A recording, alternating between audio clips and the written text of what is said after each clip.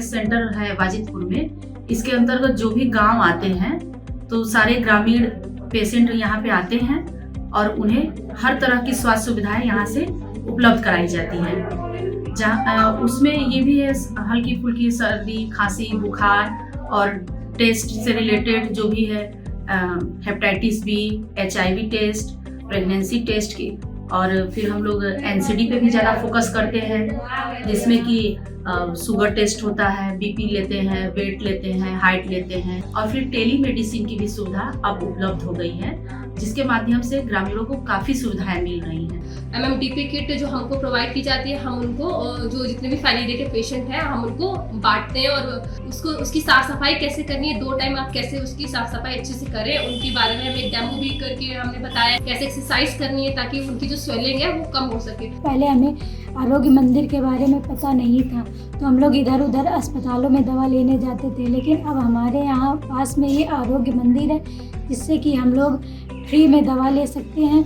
और हम जो मासिक बैठक में हम लोग जो अभियान मतलब जागरूकता अभियान चलाते हैं उसमें CHO हमारा पूर्ण समर्थन करती हैं और हमें अन्य बीमारियों से लड़ने के लिए भी जागरूक करती हैं। हम लोग दवा वहाँ लेते हैं, BP जांच करवाते हैं, शुगर का भी जांच होता है और आसपास और दवा लेके खाए हैं तो ठीक हुआ है तो आसपास के लोग को भी हम लोग भेज रहे हैं।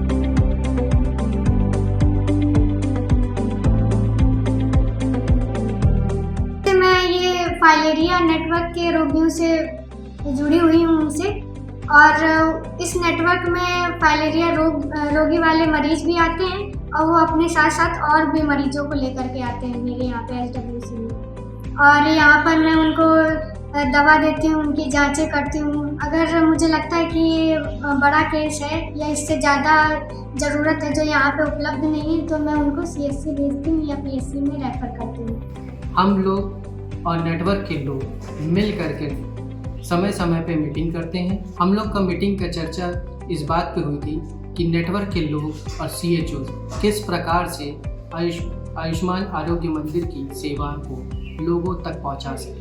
मैं आप लोगों को बताना चाहती हूँ कि जो ये फाइलेरिया सपोर्ट ग्रुप है वो बहुत ही सपोर्टिव हम लोग के लिए है। उनकी वजह से हम लोग को भी बहुत ज़्यादा सपोर्ट मिला है क्योंकि उनकी वजह से हमारा जो OPD है वो इंक्रीज हुई है। अगर बोले तो ये तो हमारे लिए बैकबोन का काम करते हैं। बैकबोन डेट मीन्स अगर बैकबोन आप इनके ऊपर कोई एजुकेशन दे दीजिए, ये पूरे गाँव में हर एक बंदे चाहे छोटे हो बड़े हो बुजुर्ग किसी को भी हर एक गाँव को अच्छी तरह उनके लैंग्वेज में उनके माहौल में उनकी तरीके से वो समझाते हैं जो हम नहीं बोल पाते हैं।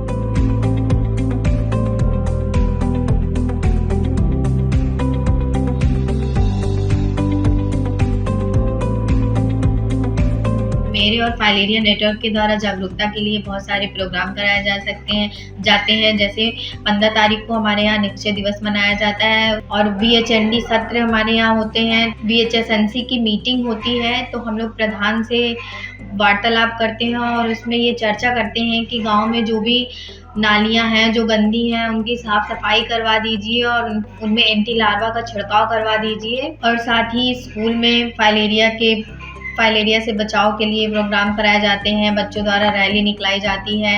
हमारे यहाँ 21 तारीख को खुशहाल परिवार दिवस मनाया जाता है जिसमें हम लोग फाइलेरिया से रिलेटेड भी बहुत सारे बातों पे चर्चा करते हैं। और टीम आते हैं, हम उनके साथ हर मंथ मीटिंग करते हैं और लोगों को जा कर के कम्युनिटी में जागरूक करते हैं कि कैसे हम लोग फाइलेरिया और कालाजार को रोक सकते हैं। बैठक होती है, मीटिंग करते हैं, उसमें CHO डॉक्टर साहब आते हैं, वो भी जानकारी देते हैं।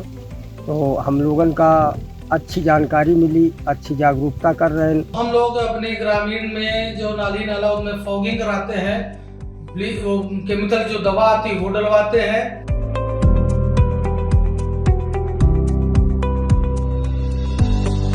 मीटिंग में MOIC sir, PCPM, BPM, CHO और जो फाइलेरिया नेटवर्क के जो सदस्य होते हैं वो आते हैं।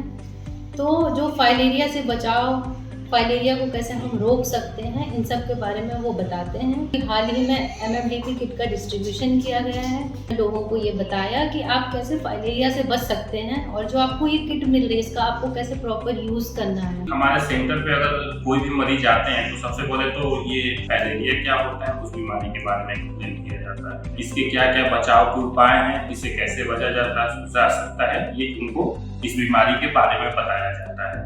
तब से आशा दीदी के साथ मैंने जा करके सब घर घर में पूरा समझा करके जो लोग दवा नहीं खाना चाहते थे उनको भी खिलाया, समझा दिया कि नहीं, अगर नहीं खाओगे तो आप कि नहीं है तो हो जाएगा, तो आप लोग ज़रूर दवा खाएं, अगर दवा नहीं खाओगी तो बहुत ज़्यादा दिक्कत होगी, अपने परिवार को भी खिलाइए। तो जो लोग नहीं खाना चाहते थे तो कहें कि ठीक है, हम आप कहती हो तो हम खा लेंगे, तो उन्होंने खा लिया दवा।